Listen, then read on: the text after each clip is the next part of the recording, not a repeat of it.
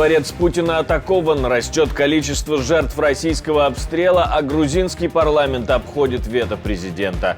Обо всем этом расскажу подробнее в эфире «Нехта». Самые важные и интересные новости. Какую миссию на войне Путин отвел Минску и когда Беларусь вступит в войну? Все-таки напрягся со стороны белорусских граждан, поскольку ситуация выглядит таким образом, что Беларусь все отчетливее втягивают в войну. Россия теряет до 25 тысяч солдат в месяц на фронте. Макрон впервые в Германии. Что означает этот визит и почему он уникальный? Мир означает возможность для страны защищать свои границы и суверенитет. Спасибо, что смотрите, спасибо, что доверяете нам. Не забывайте ставить лайки, оставлять комментарии, все это очень важно. Как и кнопочка «Супер спасибо», нажав которую можно нас поддержать. Поехали. Количество жертв после российского удара по гипермаркету в Харькове выросло до 18 человек, говорят в местной прокуратуре. Но из-за большой площади помещения и возгорания очень сложно обнаружить тела погибших. Тобто це 11 тіл, які вже знайшли, і 7 заяв, які ще залишаються, незрозуміла доля цих людей. Всього за камерами відеоспостереження, які були вилучені прокурорами, пораховано, що в епіцентрі вибуху і в епіцентрі пожежі, яка відбулася в гіпермаркету, знаходилось близько 20 осіб. Тобто плюс-минус цифры сходятся. На этот обстрел отреагировали мировые лидеры. Мы говорили об этом в наших выпусках. И может ли это стать триггером для того, чтобы эти же мировые лидеры сняли запрет, скажем, на использование своего оружия по территории России, и украинские силы обороны смогли бы отодвинуть артиллерию оккупантов от своих границ? Очевидно, западные страны, в том числе Соединенные Штаты, сейчас имеют широкий спектр данных своих разведок о том, что Россия все-таки планирует делать. Это и Харьковщина, это и Сумщина, это и ситуация на украинском Донбассе. Поэтому в данном случае необходимо как раз более волевое решение со стороны Запада. Плюс мы понимаем, Украина скоро получит все-таки первые борты F-16. И очевидно, что не давая разрешения по ударах по объектах Российской Федерации, данная передача многоцелевых истребителей 4-го поколения не имела бы никакого сенса. Россия теряет до 24 тысяч солдат в месяц, говорит Олаф Шольц, который встретился с Эммануэлем Макроном на своей территории. И это стало первым за 24 года визитом французского президента на территорию Германии. Быть на стороне мира сегодня означает придать силу закону. Мир, но не капитуляция. Мир — это не отказ от принципов. Мы слишком часто видим эту путаницу в коллективных обсуждениях. Мир означает возможность для страны защищать свои границы и суверенитет. Международное право для построения прочного мира — вот базис, который мы выбрали. Это право на долгосрочную перспективу. Перед встречей президента Германии Франк-Вальтера Штайнмайера и Эммануэля Макрона, президента Франции, в сети появилась карикатура французского художника Эммануэля Шону.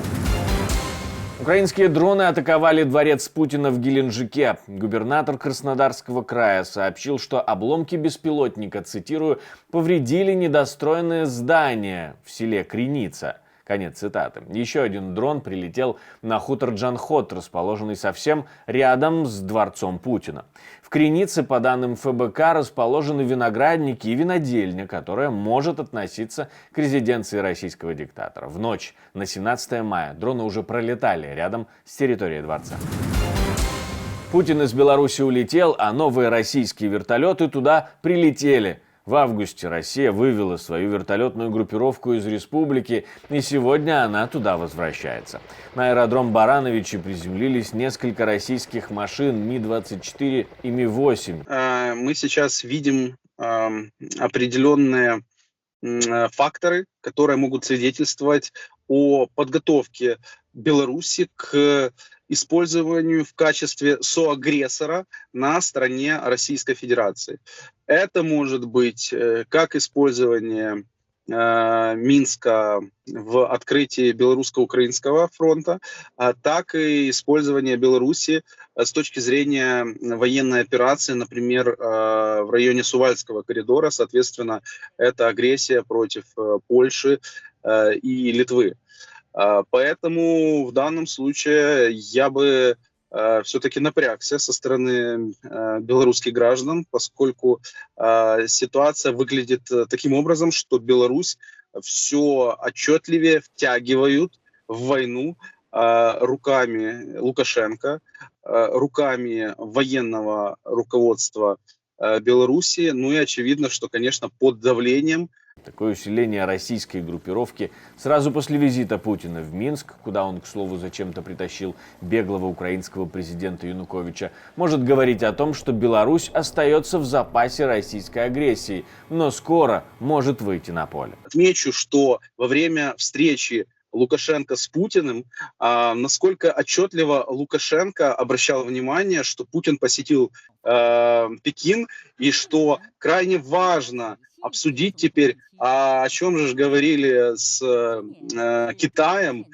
И это как раз показывает, что, возможно, Лукашенко пытается найти сторону противовес, чтобы не быть дальнейшим инструментом реализации планов Кремля, а, например, апеллировать к Си Цзиньпину, к китайской стороне, чтобы не увеличивать сейчас агрессию,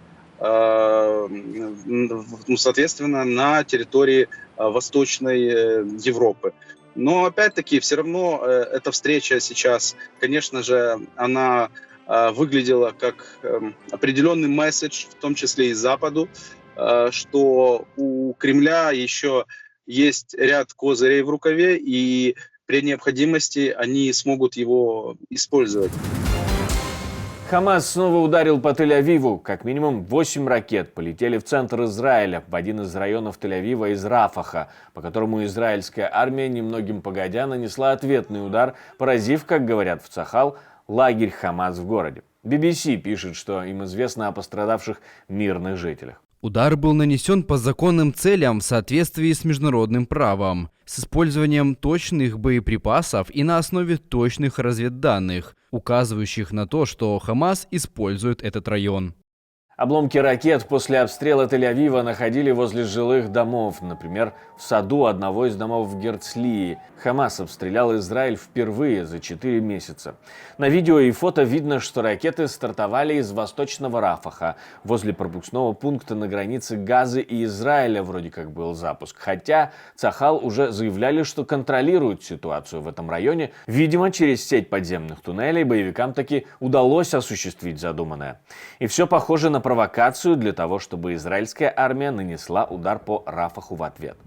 А премьер-министр Палестины в это время в Брюсселе говорит о том, что пришло время заканчивать войну. Я думаю, что настало время выйти за рамки осуждения действий и просьб к Израилю прекратить войну в Газе. Я думаю, что нам нужно еще больше повысить голос и потребовать прекращения огня. Я думаю, что пришло время закончить войну. Каждый день проходит, мы теряем сотни людей, и чем дольше будет продолжаться война, тем сложнее нам будет заново исцелиться, отстроиться и начать все сначала. Друзья, мы с вами вместе с военным Александром Люшуком и его боевым котом Шайбой смогли приобрести уже 7 автомобилей для сил обороны Украины.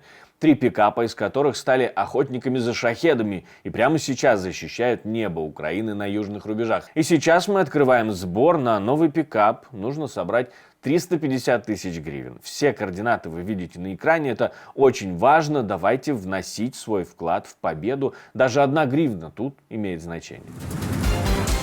Парламент Грузии обходит вето президента на закон об иноагентах. Вернее, комитет парламента одобрил эту процедуру, что может говорить о том, что закон подпишет теперь спикер, а не президент, и он вступит в силу независимо от мнения или решения президента страны.